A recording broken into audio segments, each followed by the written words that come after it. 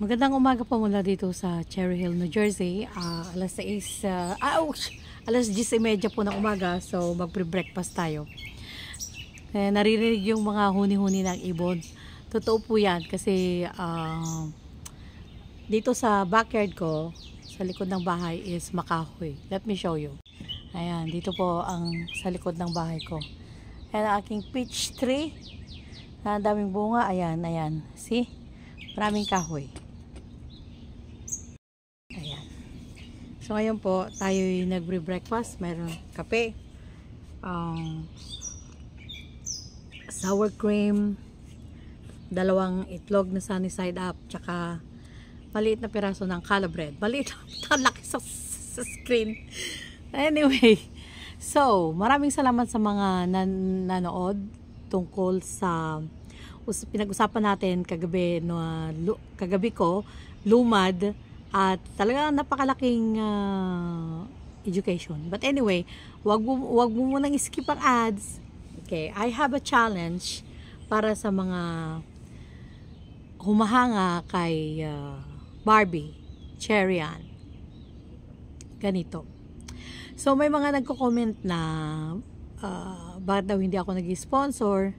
Hindi po ako pwedeng mag-sponsor kasi pag once kasi na mag-sponsor ka, committed ka na kasi. May commitment na doon. At hindi ako pwedeng mag-sponsor because sa aking health issues. So hindi po ako nagwo-work since August last year. Kaya palamunin lang po ako.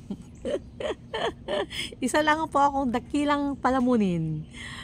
At kaya hindi po ako nag-sponsor. Kaya ang ginagawa natin, kung ano yung kinikita ng ating YouTube channel, yun po ang itinutulong natin. At hindi lang naman po yung mga nai-video na kay Sir Paul na pupunta. Though, meron po kasi tayong sinusuportahan din na ibang mga bata sa kanilang pag-aaral. So, ang ginagawa natin is kung ano yung kinikita ng YouTube, pag nakakaipon tayo, yun ang pinapadala natin. Ngayon, I have a challenge for you. Kung ang kikitain po, dahil hindi tayo pwedeng mag-sponsor, tulong-tulong po tayo kung ano ang kikitain ng video na to. Kung magkano ang kikitain niya po is ibibigay po natin kay Barbie. Papadala natin po kay Cherry Ann sa pamamagitan ni Sir Paul ng Pugong Biyahero. So ngayon, ito po is challenge. Dahil alam ko na marami sa inyo ang gustong tumulong. At kaya lang kasi yung hindi natin kaya. Pero pag tayo ay magsama-sama, it's going to be great. Like for example, ang video po na to is kinakailangan panoorin nyo hanggang dulo. Okay? Para nang sa ganun is nakikita ni YouTube na yung time na panood, kinoconsider niya yon. Okay.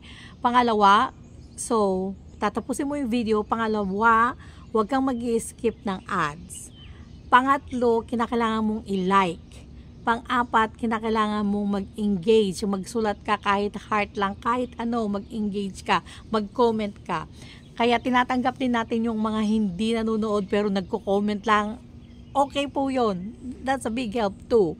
Pero mas maganda sana kung gaya ng sabi ko, una, panoorin na hanggang dulo ang video. Do not skip ads. Pangatlo, mag-like. Pang-apat, mag-comment. At pang-lima, mag-share. Pag gawin po natin yun, sana makarating tayo ng 50,000 views. I-share po natin ng i-share ang video na to dahil kung magkano ang kikitain po ng ating vlog, ang ating video na to, once na in-upload ko po to, kung magkano kikitain niya, makikita natin naman ang kikitain niya, ipipakita ko sa inyo at sasahurin ito sa June 21. So, kung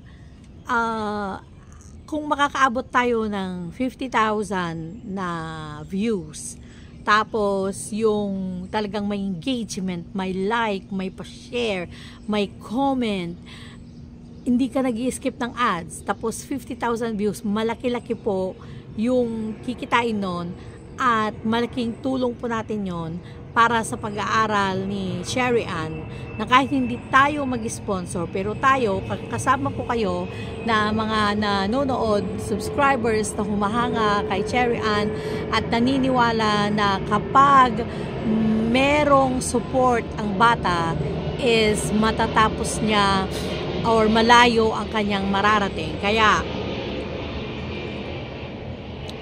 sama-sama po tayo, wag niyo pong skip ng ads.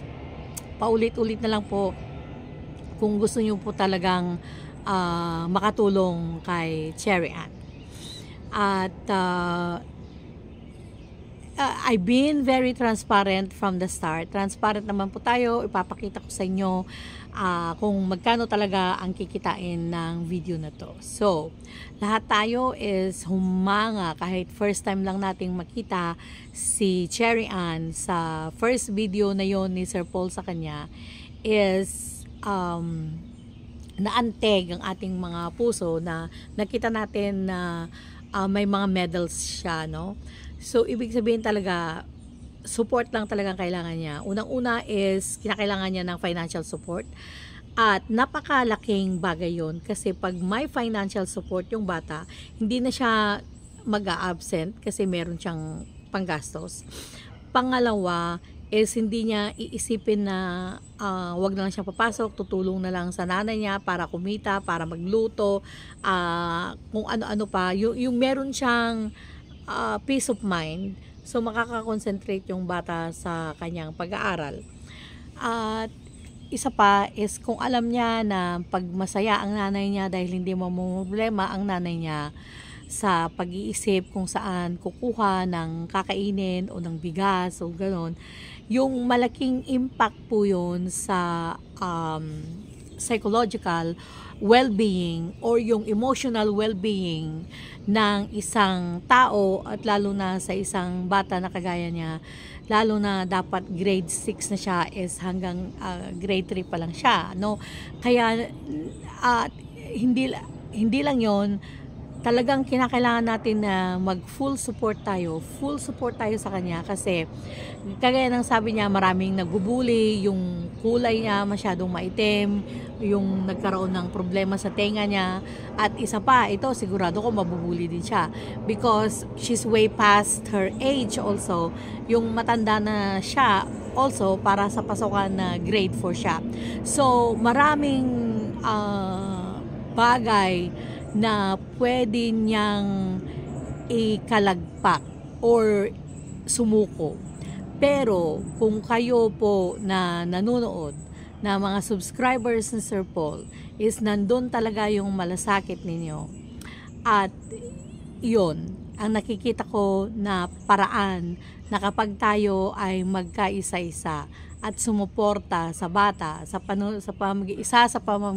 pamamagitan ng panonood ng video na to, at pag iabot na ni Sir Paul at masabi ni Sir Paul sa kanya, and hopefully mapanood niya ito, na full support tayo, na we are rooting for her, na sige lang, lumaban ka, okay lang yan, ang ganda, actually ang ganda-ganda mo, walang problema sa kulay mo, yung bang suportahan natin siya, paligiran natin siya ng suporta kasi marami nang napagdaanan yung bata at pagdadaanan pa dahil nga sa kanyang kulay, kanyang edad, kanyang kung ano-ano pa man, na alam natin sa Pilipinas is hindi ko alam kung bakit hanggang ngayon is ganon ang Pilipinas, na talaga kapag may ang grabe na yung bullying. So meron akong video about bullying sa Pilipinas, so sana balikan nyo yun at panoorin niyo.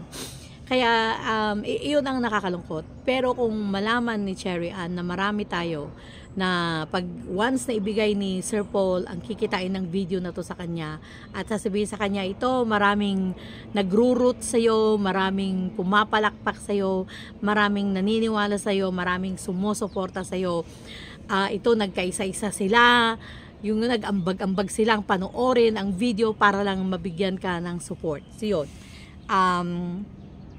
kaya yung mga masyado pong negative dyan, gustong mamersonal, gustong manghusga, gustong mang-bash, pwede po bang isantabi po natin sa pagkakataon na to para matulungan ang isang batang katutubo para nang sa ganun is hindi mapag-iwanan ang pamilyang ito at makisabay sila sa pag-ahon mula sa kahirapan na sa pamamagitan ng pagtatapos niya ng pag-aaral. Kasi alam naman natin sa Pilipinas, pag hindi ka nakapagtapos ng pag-aaral, janitor man o kahit pa kung ano na trabaho sa Pilipinas is kinakailangan mo ng college diploma, kinakailangan mo ng 10 reference, kinakailangan mo ng NBI, kinakailangan mo ng medical, kinakailangan mo ng ano ba yung mga kinakailangan, barangay clearance, police clearance, etc.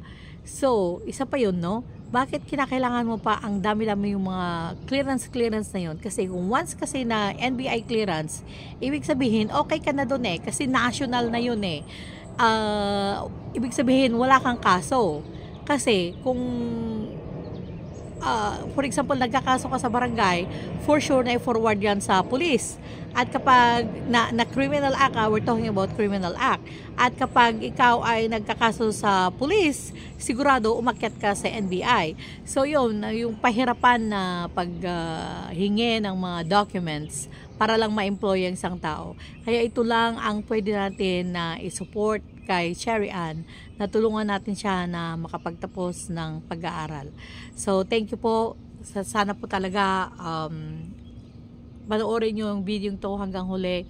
Magsama-sama po tayo para sa pagtulong natin kay Cherry Ann or aka Barbie, ang napakagandang batang Filipina.